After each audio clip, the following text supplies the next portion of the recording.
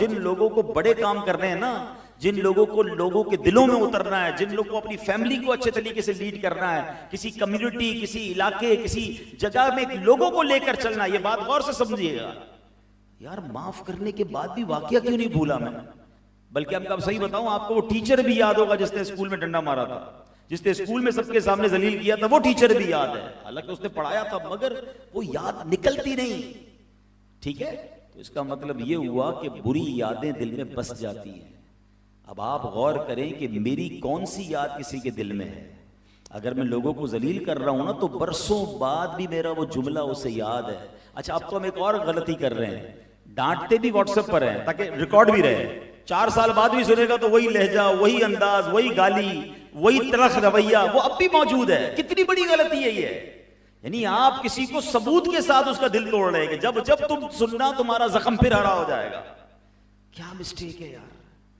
काश इस एक वाक्य से हम ये दर्स ले लें कि किसी का दिल नहीं दुखाना। और फिर यहां बिलखुसूस मैंने आपको कहा था कि इंशाअल्लाह एक बड़े स्पेशल टॉपिक को मैंने आज जिक्र करना है। कल है 1 मई, ठीक है, सारे लोग छुट्टी मनाएंगे। छुट्टी सारे मनाते हैं, मगर क्यों ये यौम मजदूर है? तो क्या मजदूरों के हुकूक अंग्रेजों ने बयान करते हैं? आओ मैं बताता हूं, मेरी शरीयत ने गरीबों के और मजदूरों के क्या हुकूक बयान किए। ये गरीबी तो थे ना, गुलाम थे, आजाद होकर आए। और नबी पाक क्या फरमाते हैं कि गुलाम अगर किसी के मातहत हो गया है तो ये ना समझे मेरा कोई कमाल, अल्लाह ने तुम्हारे मातहत कर दिया है। अगर मिसाल के तौर पे मेरे पास आज कोई जॉब कर रहा है तो मैं उसको उसके ऊपर अपने आप को आका समझने ना लग जाऊं कि जनाब मैं सुपीरियर और इसको कुछ नहीं आता। अरे हमसे ज्यादा समझदार होते हैं बाज़ औक़ात हमारे मुलाज़िमीन, हमसे ज्यादा नेक होते हैं, हमसे ज्यादा अल्लाह के करीब होते हैं, और बाज़ औक़ात हमसे ज्यादा उनके अंदर एबिलिटीज भी होती हैं। भाई चार्टर्ड अकाउंटेंट होते हैं लोग, हैं इंजीनियर्स होते हैं, डॉक्टर्स होते हैं, और सेठ को कुछ नहीं आ रहा होता। तो क्या कमाल है कि मेरे मातहत इतने कमाल के लोग आ गए? ये अल्लाह ने तुम्हारे मातहत कर दिया। नबी पाक ने क्या फरमाया? अल्लाह ने तुम, यानी मुझ पर रब का एहसान है कि ऐसे ऐसे समझदार और जनाब माशाल्लाह बाज़ औक़ात बड़े ब्रिलियंट माइंडेड और बहुत सारे नेक लोग भी होते हैं, वो मेरे मातहत। अब मुझ पर अल्लाह ने जब ये जिम्मेदारी डाली है ना, तो अब मेरी जिम्मेदारी क्या है कि उनको घर जैसा माहौल दूं, भाई जैसा माहौल दूं, जुल्म ना करूं, ज्यादती ना करूं, उनको हकीर ना जानूं। ये तो अल्लाह की तकसीम है। मैं भी किसी का मुलाजिम हो सकता था। अगर अल्लाह ने मुझे किसी मौके पर ऐसी जगह पर बिठा दिया है कि लोग मेरे मातहत हैं, तो I have to care about them. और ये है इस्लाम, जो मजदूरों के हुकूक बयान करता है, जो गरीबों के हुकूक बयान करता है। अल्लाह अकबर। अब सुनते जाइए मेरे प्यारे इस्लामी भाइयों, आज तक दुनिया की बड़ी बड़ी सेमिनार्स होते हैं, डिबेट होती है कि मजदूरों के हुकूक क्या होने चाहिए, और मजदूरों के बारे में जनाब उनके हुकूक नहीं मिलते। आज भी किसी मजदूर से बात करें, कहता है हक नहीं मिल रहा, कोई हमारे सुनता नहीं है, हमारा कोई हमारी पुकार आगे तक पहुंचाने वाला नहीं है। नहीं मेरे प्यारे इस्लामी भाइयों, इस्लाम ने कैसे मजदूरों के हुकूक बयान किए कि जो हालांकि तो गुलाम थे। गुलाम और मजदूर में फर्क है। गुलाम तो बंदा खरीद लेता है, खरीदे हुए गुलाम के साथ भी हुक्म यह है कि उसके साथ अच्छा सलूक करना है। तो ये तो हमारे गुलाम भी नहीं होते, इनको तो हम पैसे देकर काम करवा रहे हैं, उसके साथ भी जिल्लत वाला सलूक। अच्छा, अब हो ये गया है कि चूंकि बेरोजगारी बहुत बढ़ गई है, गुर्बत बहुत बढ़ गई है, तो जालिम सेठ के यहाँ भी मजलूम मजदूर बेचारा काम कर रहा है, मजलूम मुलाजिम काम कर रहा है। कहता है क्या करूं, जो जॉब छोड़ के जाऊंगा कहीं और तो मिलनी नहीं है, क्या करूं, गालियां तो देता है, तकलीफ तो पहुंचाता है, और जनाब जलील तो करता है, मगर बच्चों का पेट भी पालना है। मगर याद रखिएगा, दिल तो वो भी रखता है ना, है मुसलमान तो वो भी है ना, बंदा तो वो भी रब का है ना।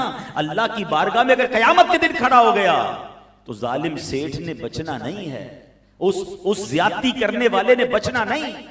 हदीस पाक में आता है, मेरे आका फरमाते हैं मन आदा मुस्लिमन। अब जरा सुनिएगा, ये हदीस बड़ी कैटेगोरिकली नबी पाक ने फरमा दिया।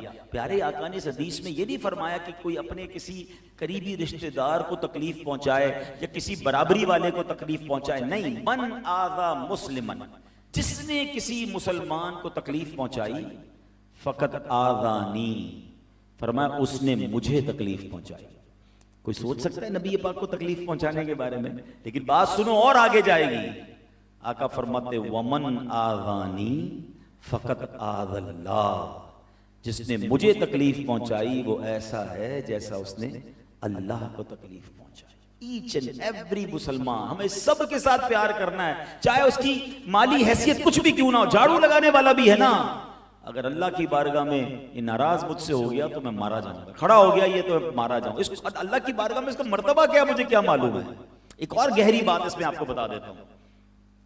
आपने जिन्होंने मुताला किया है, मेरा जितना छोटा मोटा मुताला है, अब तक मैंने 2 ही जगह पढ़ा है हदीसों में या रिवायतों में कि 2 गुनाहगार ऐसे हैं, 2 जुर्म ऐसे हैं जिससे अल्लाह ने जंग का वादा फरमाया, ऐलाने जंग है। एक सूद का काम करने वाला और एक अल्लाह के किसी वली से दुश्मनी करने वाला। रब फरमाता है मेरा उससे ऐलाने जंग है।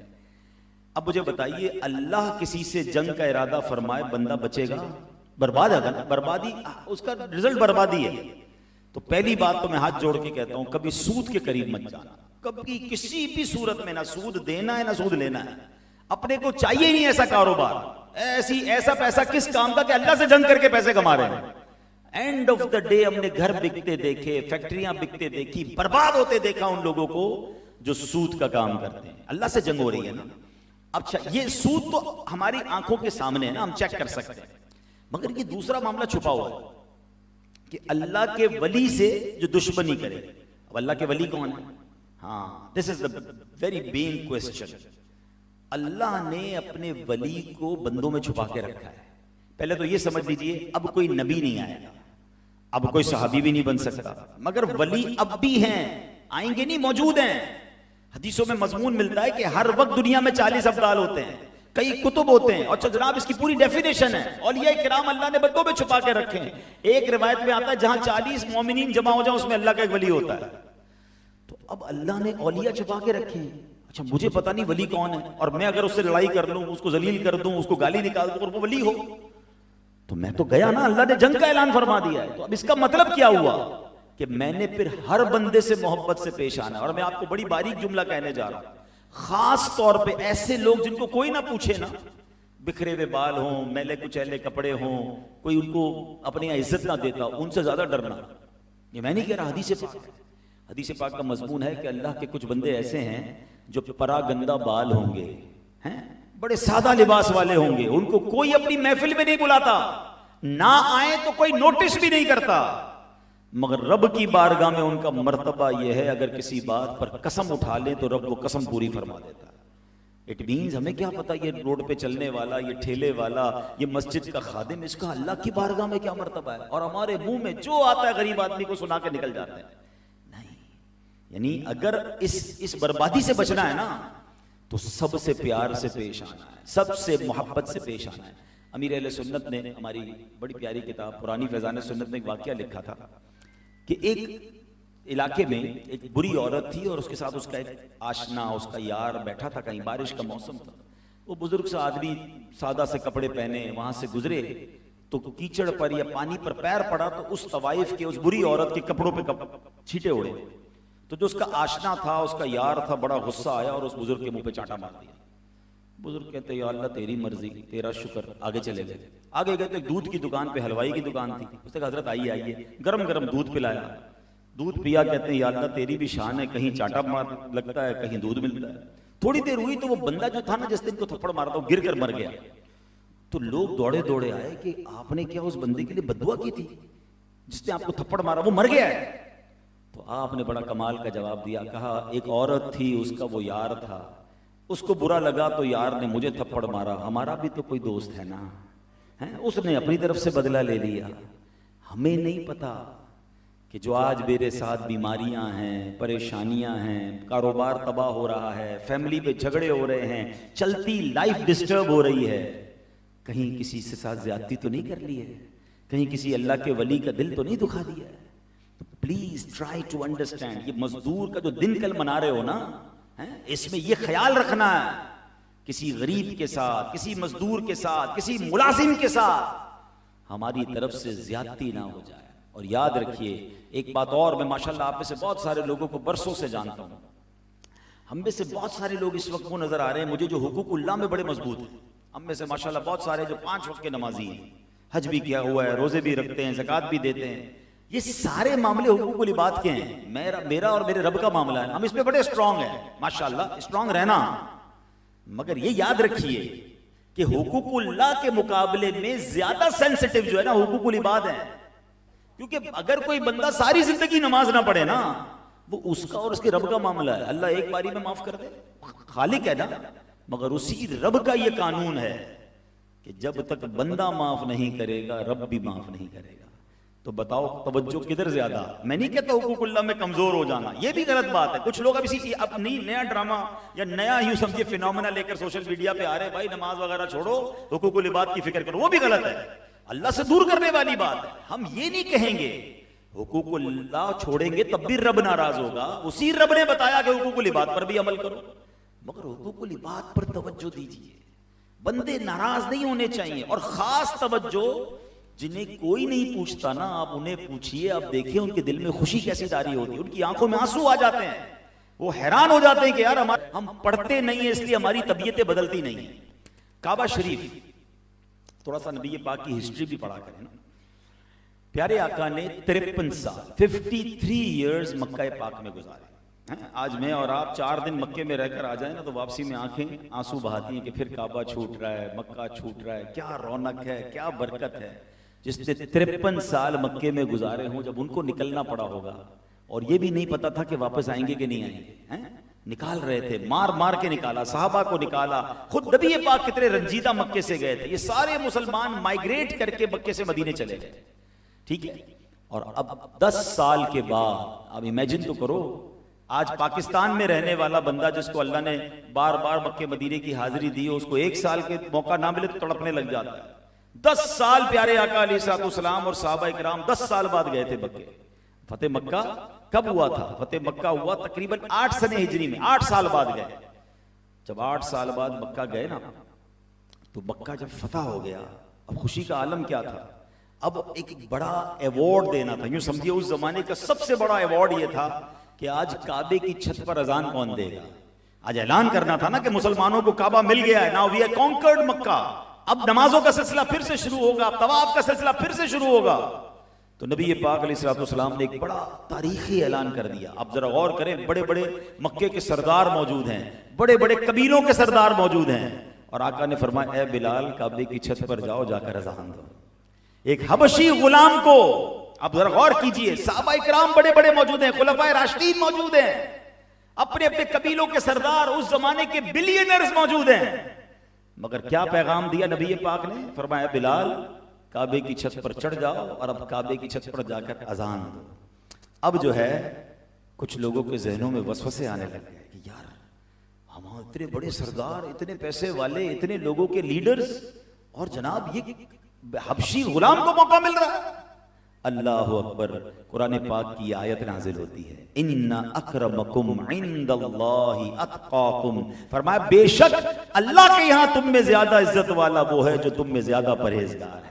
कोई पैसे वाला ज्यादा इज्जत वाला नहीं, खानदान की वजह से इज्जत नहीं, इज्जत है अल्लाह की बारगाह में तो जो ज्यादा परहेजगार है। तो हमें यह समझना है कि हमें कभी इस बात पर इतराना नहीं है कि मेरा खानदान बड़ा है, इस बात पर इतराना नहीं कि पैसे बड़े हैं, इस बात पर इतराना नहीं कि फला सोसाइटी में रहता हूं। अरे मेरे पास दुनिया भर का खजाना है, और अगर मेरे पास काम करने वाला मुलाजिम तहज्जुद गुजार है, कुरान का हाफिज है, दीन पर अमल करने वाला है, मुझसे ज्यादा अल्लाह की बारगाह में इज्जत वाला ये है।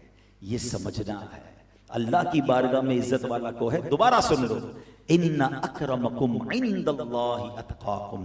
बेशक अल्लाह के यहां तुम में ज्यादा इज्जत वाला वो है जो तुम में ज्यादा परहेजगार है। अब यहां एक और फिनोमिना भी समझ लीजिए। यंगस्टर बैठे हैं, लाइव मुझे सुना जा रहा है कि जनाब लोग कहते हैं यार इसके 2 मिलियन फॉलोवर हैं। अब तो नया सिस्टम आ गया है, पहले पैसे वाले को इज्जत वाला समझते थे, अब बंदे को वेट कर रहे हैं सोशल मीडिया की सब्सक्राइबर कितने हैं, फॉलोवर कितने हैं। अरे हजरत इनके 5 मिलियन फॉलोवर हैं, इसको 4 मिलियन लोग देखते हैं, इसके जनाब इतने जनाब फेसबुक पे, यूट्यूब पे, पता नहीं टिकटॉक पे किधर किधर मशहूर है, बहुत इज्जत है।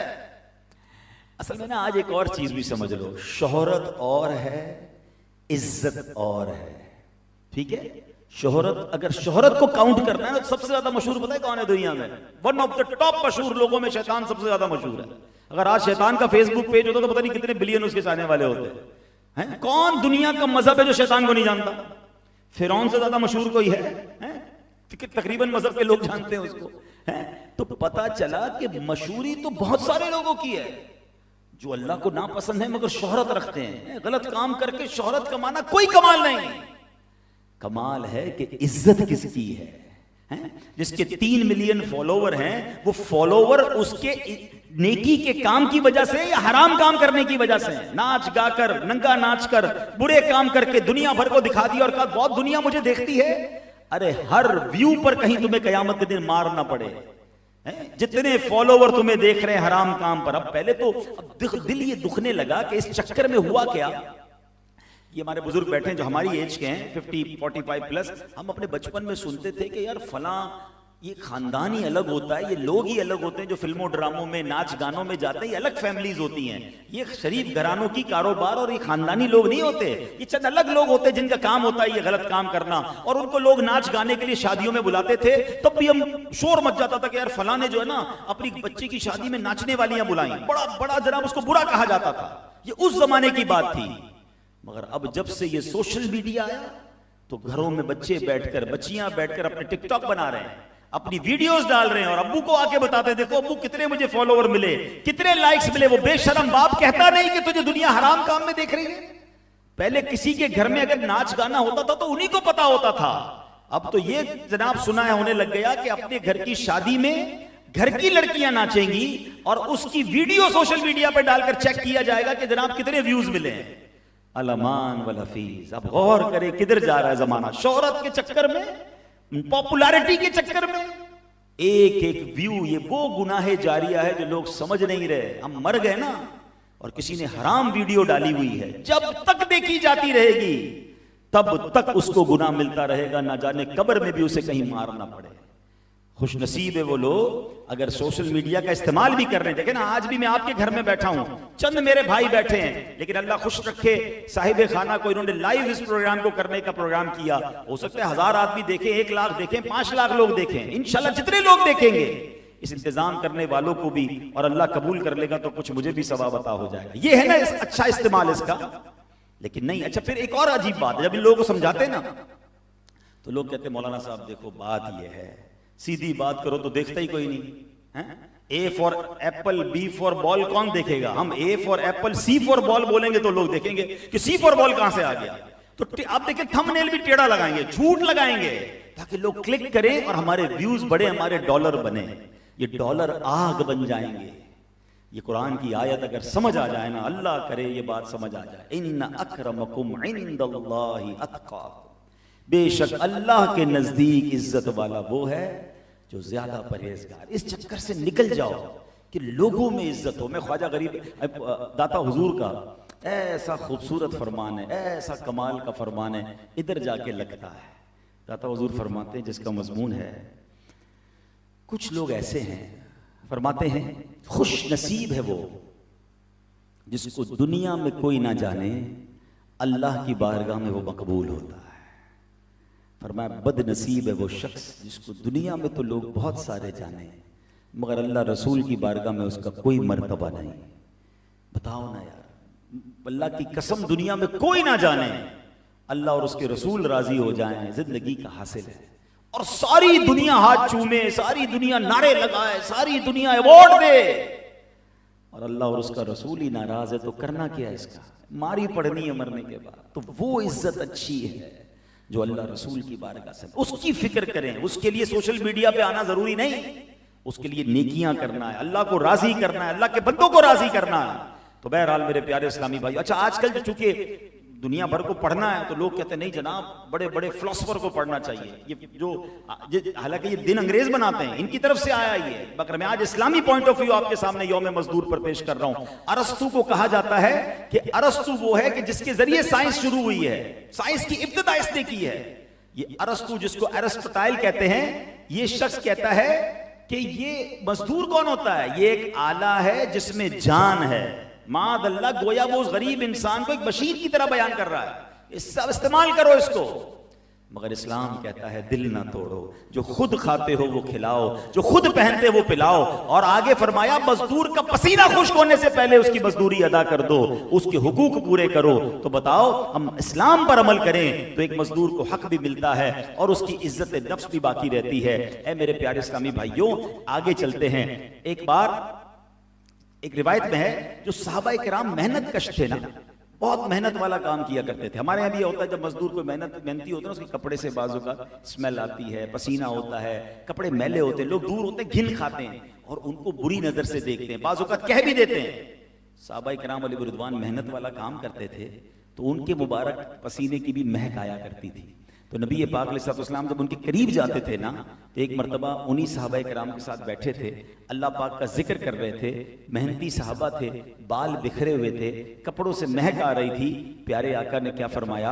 आका फरमाते हैं अल्हम्दुलिल्लाहिल्लज़ी जअल फी उम्मती मिन अमरी अन अस्बिर नफ्सी माअहुम। सब तारीफें अल्लाह पाक के लिए हैं जिसने मेरी उम्मत में ऐसे लोग पैदा फरमाए जिनके साथ अपनी जान मानूस रखने का मुझे हुक्म दिया गया है। सुभान अल्लाह, नबी पाक को गोया रब की तरफ से यह हुक्म था कि इन गरीबों के साथ, इन मजदूरों के साथ, ऐसे सहाबा के साथ आपने मेल जोल बाकी रखना है। कुछ लोग आए थे नबी पाक की बारगाह में, बड़े बड़े सरबराहान थे, बड़े पैसे वाले लोग थे, कहा हम इस्लाम कबूल कर लेंगे, हम आपके करीब आया करेंगे, मगर आप इन गरीबों को दूर कर दें। अल्लाह अकबर, अल्लाह ने हुक्म फरमाया और नबी पाक को यह हुक्म मिला कि आपने उन अमीरों के लिए इन गरीबों को दूर नहीं करना।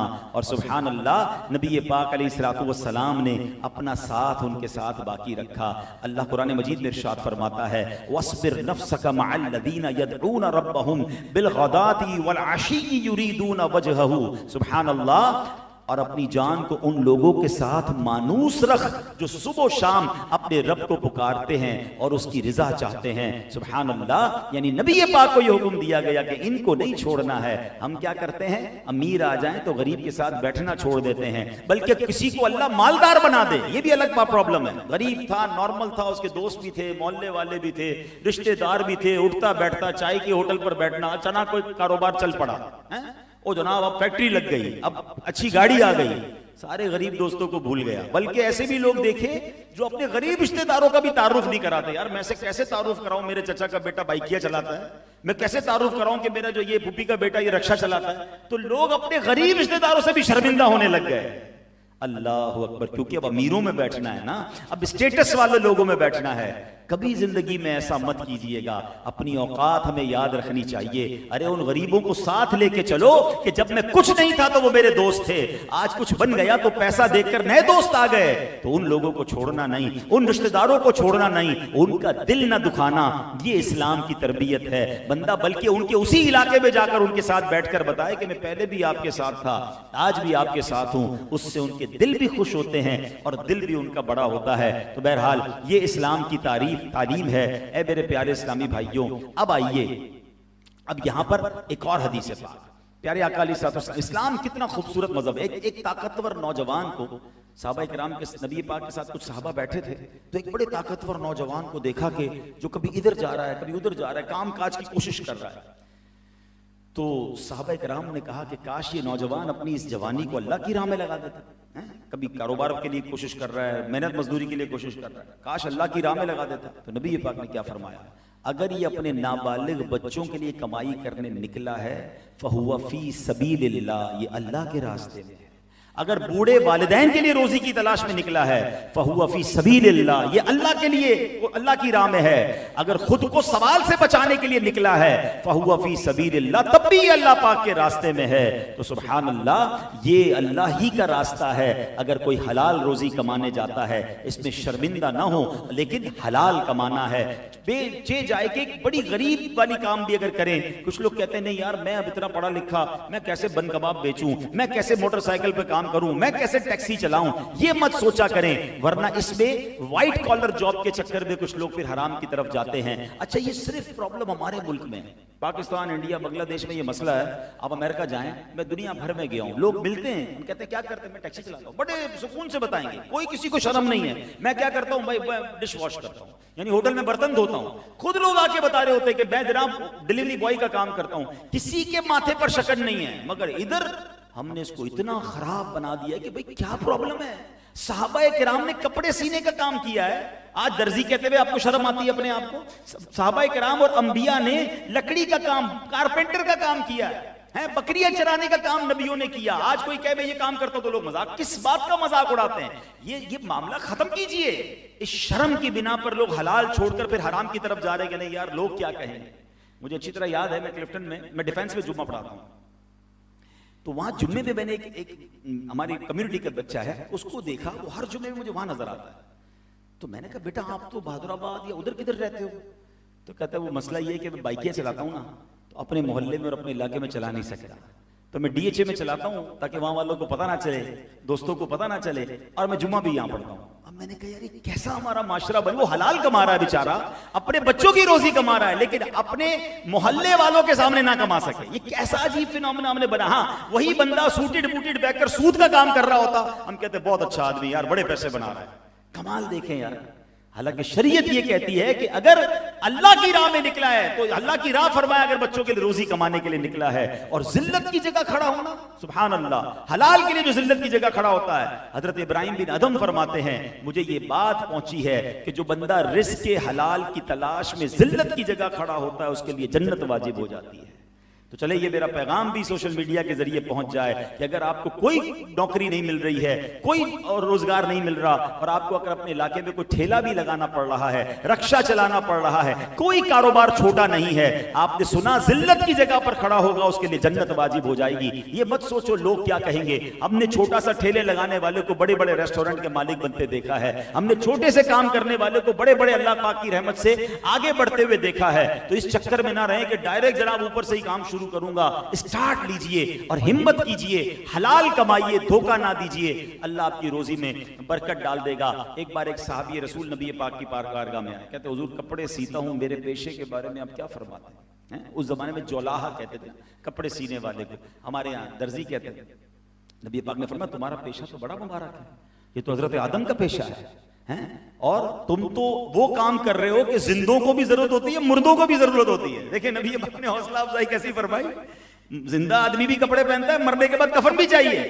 आका फरमाते हैं कि तुम लोगों के ताने से खौफजदा ना हो। उस जमाने में भी लगता है लोग ताने देते थे, फरमाया लोगों के ताना कोई देता है तो खौफ ना करो, तुम्हारे लिए खुशखबरी है, तुम्हारा पेशा मुबारक है, कयामत के दिन हजरत आदम अलैहिस्सलाम तुम्हारे कायद होंगे। तो ये है इस्लाम। इस्लाम तो अप्रिशिएट करता है अपने हाथ से कमाने पर। बहरहाल जब मजदूर की बात चली है, एक और गलती हम करते हैं, हम बयान में 5 मिनट में खत्म कर दूंगा, मुझे अंदाजा है काफी देर हो गई। अब मजदूर के साथ जो एक मसला ये ना कि शरीयत के मामला पड़े नहीं है।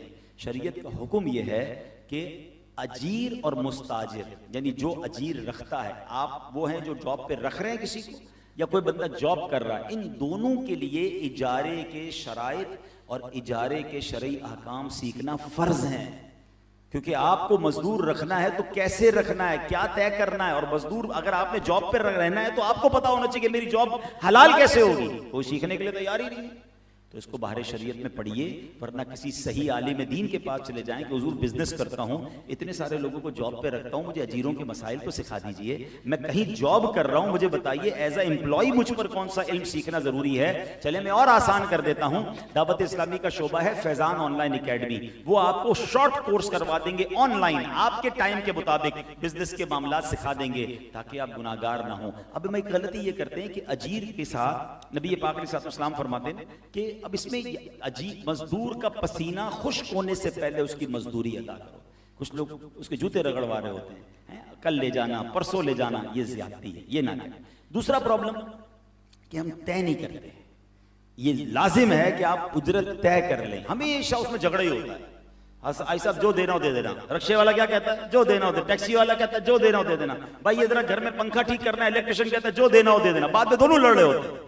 भाई तय कर लेना, शरीयत कितना प्यारी मजहब है कि तय कर ले, भाई 500 रुपए लूंगा, आप कहें भाई 400 दूंगा, पहले तय हो गया, अब झगड़ा नहीं होगा। आप कहें वो तो मैं तो 200 समझ रहा था, ये 2000 रुपए मांग रहा है, प्लम्बर से झगड़ा, इलेक्ट्रिशियन से झगड़ा, रिक्शे वाले का झगड़ा, हर चीज को पहले तय करें, ये शरीयत का उसूल है। मेरा तो एक जुमला बड़ा मशहूर हो गया, मैंने किसी इस्लाम के सामने का, जो बंदा कहे ना आई सब तुसी फिक्र ना करो, उसकी ज्यादा फिक्र करो। हाँ, उसको पहले कह दो भाई बता दो क्या करना है, वरना ये झगड़ा ही होना है। तो हमेशा तय कर ले, ये शरीयत का उसूल है।